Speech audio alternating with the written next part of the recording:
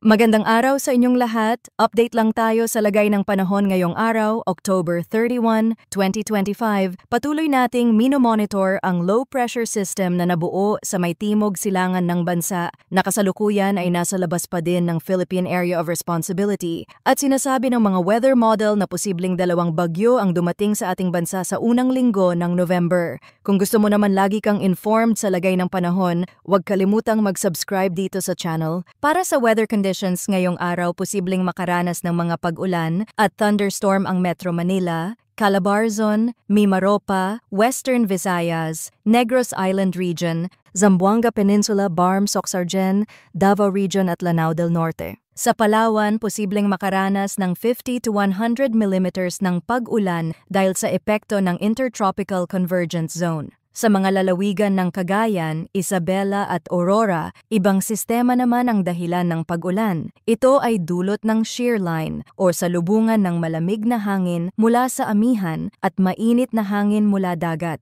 Madalas itong magdulot ng tuloy-tuloy na ulan na maaaring magtagal ng ilang oras. Pinapayuhan ang mga residente na maging alerto lalo na sa mga lugar na may kasaysayan ng pagguho ng lupa o pagbaha. Samantala, sa Batanes, mas banayad ang panahon dahil sa epekto ng northeast monsoon. Magiging partly cloudy to cloudy skies na may mga mahihinang pag-ulan lamang. Ito ang tipikal na amihan weather, malamig, mahangin at may ambon. Kahit banayad ang kondisyon, mag-ingat pa rin ang mga mangingisda dahil posible pa rin ang moderate hanggang maalon na karagatan. Para naman sa Bicol Region, natitirang bahagi ng Visayas at Mindanao, magiging partly cloudy to cloudy skies na may mga localized thunderstorms. Ito ang mga biglaang buhos ng ulan na karaniwang nangyayari sa hapon, kasabay ng malakas na hangin at thunderstorm. Bagaman panandalian lang ang tagal, maaari pa rin itong magdulot ng pagbaha, lalo na sa mga urban areas na mababa ang drainage. Ayon sa Global Forecast System o GFS model,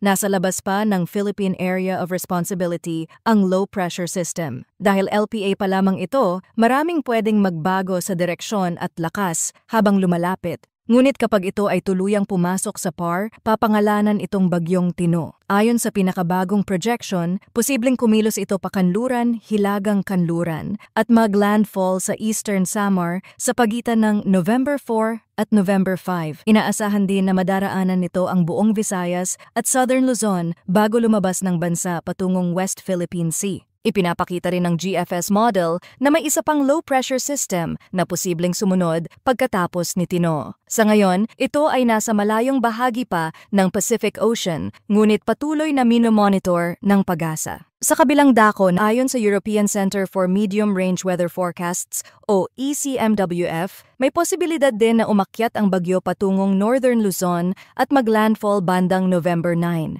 Ibig sabihin, hindi pa nagkakatugma ang dalawang model forecast kaya mahalagang bantayan ang mga susunod na advisory. Habang papalapit ang sistema sa ating bansa, mas magiging malinaw ang eksaktong direksyon, lakas at mga lugar na maapektuhan. Mga kababayan, ngayon pa lang ay maghanda na.